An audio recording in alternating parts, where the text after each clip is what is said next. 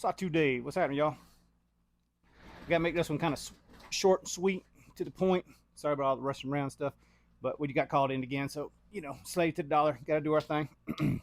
All right, so I guess I want to BS about mods this week. So I think last week I was showing y'all the fat daddies that I got in, and if you know me, you know I'm just not a gold person. Gold don't work for me, so this one got a makeover. So it was all gold anodized. We went ahead and aluminum oxide blasted this sucker and finished it like it is now. So I think it looks way better personally. Wife hates it. What say you? There's that one. Yeah, it's been used a little bit now, but I swear, after tuning it a little bit, man, this thing is, I like it even more now, man. So I maintained the blade on this one. Didn't do anything to the blade, just the titanium and all the hardware. Been blasted and tumbled pretty much. Aluminum oxide blast kind of darkens them up good. Gives it the look I like pretty much anyhow. But that was the gold one. This one was gold. This one had all the, what's shiny on here was gold before. And this blade had that finish, but only on this part and on the backbone. So I kind of wanted to keep this one kind of on the dirty looking. So I don't know if it comes in or not. Yeah, there it goes. So see how it's kind of got the dirty looking spot. So when I sanded it, I didn't sand it all the way down. I left it a little bit, but I put a brush look to it, but then I also stone washed on top of it. I don't know if that's going to come out on camera looking like it does, but it kind of looks dirty. That's what I like. It looks cool as hell to me. I kind of like that dirtyish look. And obviously where it's stamped, and then inside the hole and these grooves, the Medford logo, all that stuff, still that oxide. So it kind of pops it out more, makes it look more prominent. Some of the hardware has been aluminum oxide blasted, actually most of it, except for maybe the over travel stop. I don't know why I didn't do it, but maybe I just didn't. But yeah, it was a little slick in the hand feeling, so everything got stone washed. It's really hard to see the stone wash on the frame, but it's definitely got a more distressed look now. You see like on the back of it how it's kind of like distressed looking, and that was all pretty much due to stone washing. I did turd polish it a little bit, which I mean turd polishing, just like it's a machinist term, kind of sort of like you just to like fine tune the, more or less. That's what I was doing. Like I think I used a variation of like files, sandpaper, wood blocks to sand it a little bit, like just little certain spots of it, just to kind of get it how I like it. But nothing major on this one. Just, well, actually, I guess some people would say major, some people wouldn't, but for me, it didn't work before. The colors and stuff didn't work before, so I kind of wanted to change this one and mod it. So, yeah, am I crazy for getting two fat daddies and immediately going in and modify them? Yeah, probably so. It is what it is. Both of them are tuned now to how I like them. This one is a little bit, could use a little bit more lock bar pressure. I like that robust ka-thunk when you send them out, personally. Like that Medford sound. There's hardly anything else that's like it. A Sawtooth kind of gets close, but a Medford thunk's a Medford thunk, man. And like they just have a certain sound to them. Like nothing else really sounds like the way. But I'm completely happy with both these fat daddies. Put them both to work already. I need to put an edge on this one still, but it'll come with time. And that's something I really ain't get a whole lot of right now. I mean, it's a cool morning. I got to enjoy a motorcycle ride. Went in with the wife, got some breakfast, just for a little ride this morning. And put that last coat of epoxy on that shipping container. Hopefully that container is about done. And once it's done, I'm going to start rolling in and setting my shop up a little bit better. I don't know if you see the chaos, if you can see around here. It's just everything's everywhere, man. So I got some wiring to do for the shop. I got some trying to figure out what's going on with that mill. I was supposed to have a guy come help me. He didn't come help, so kind of on your own. Back to the subject at hand. My bad. I can always ramble. Let's go to this one next. So this was from Tyler, which is Everyday EDC, or it used to be EEDC, whatever, something. Instagram and YouTube, but now he's barely on Instagram and he's not on YouTube at all. But Tyler's a cool dude. If y'all ain't seen him, we'll go back and watch some old videos. He's got a lot of good information still, but he listed this Insingo, or what am I trying to say? Nkosi Insingo with a modified blade. So he did modify it himself. I've already used it a little bit, so some of that's smudge for me, but he modified the blade on this one. So this is like the mods that, like, this is a perfect example of how I want to show you. I'm going to attempt to fix it. So I'm going to show you. I was going to do it today on the video, but we called in, so, got audible. So he did a good job with the design of it. I like the design of it. If you look on the back and look right here at this arc, it's not quite centered in that backbone. Let me see. I'm going to rotate just a little bit so you can see it. It's just a little bit off. So what I'm guessing is this side that's cut more kind of lifted up as it was being cut. Like it was probably being held flat, and it probably lifted up just slightly and got that other side so it's slightly out of parallel right there. There's a couple different ways to go about fixing this. I'm gonna try to do it by hand. So like if you guys do have stuff like this that you get off the secondary and you need a way to fix it, I'm gonna go back to that drill press and the stones, try to fix it that way. If it don't work, I'll wait till the mill gets up and running. I'll clamp it, cut it the right way in the mill, and then refinish it by hand. I don't know if it comes across in this or not. You can see a little chatter marks in that. Hopefully you can see a little bit of, it's not too bad, but you can see definitely see the tool pass, and hopefully you can see that how that crown's not coming out perfectly right. That's the problem with this, with a crown blade like this, is it's got to be dead on, or you're gonna see it. It's gonna show up like a sore thumb. So I noticed it right away. But as far as the knife goes, this is pretty much the same knife I sold CJ a while back. You know, the other one was a drop point and had black micarta scales.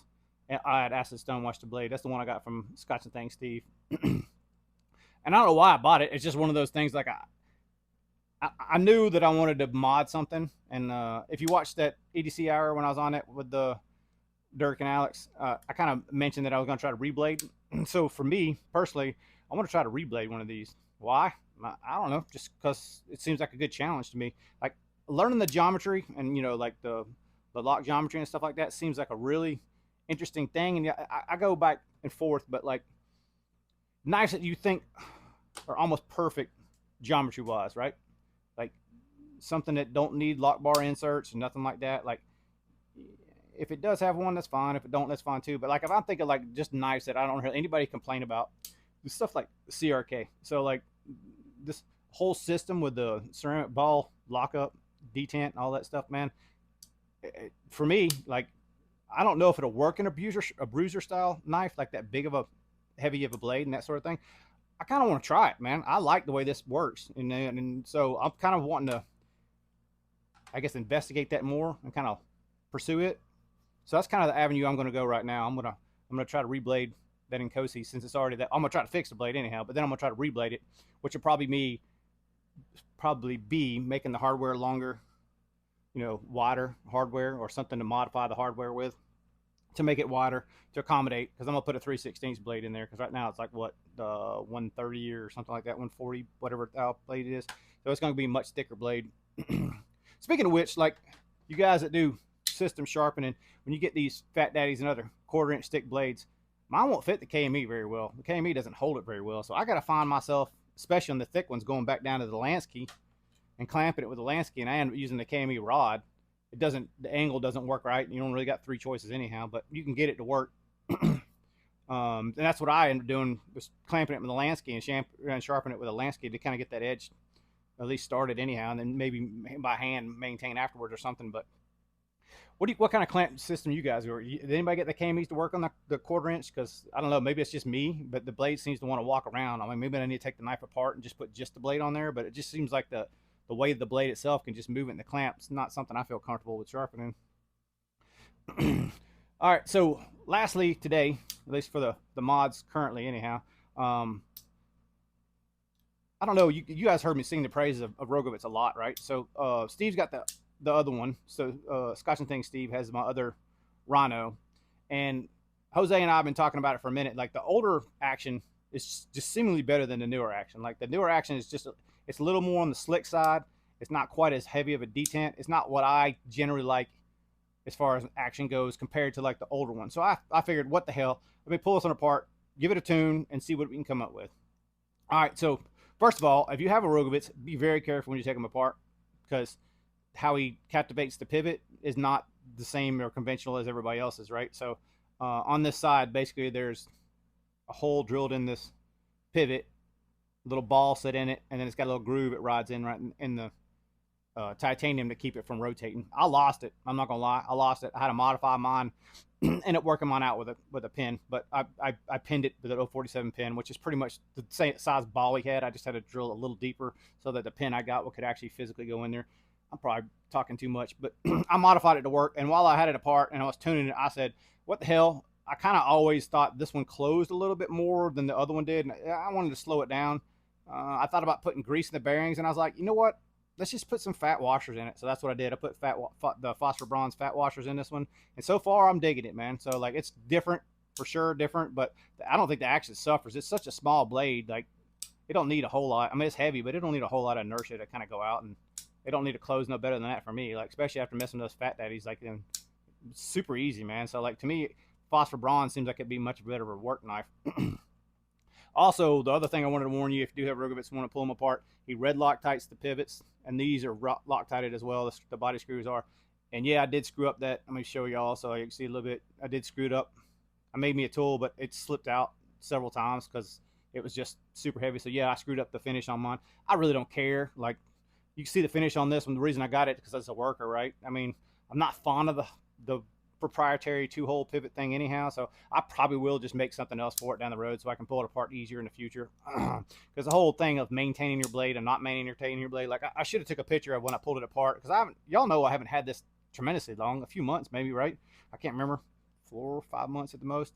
I don't think it's even been 6 months. And this thing was filthy on the inside. It was absolutely filthy. So like, you know,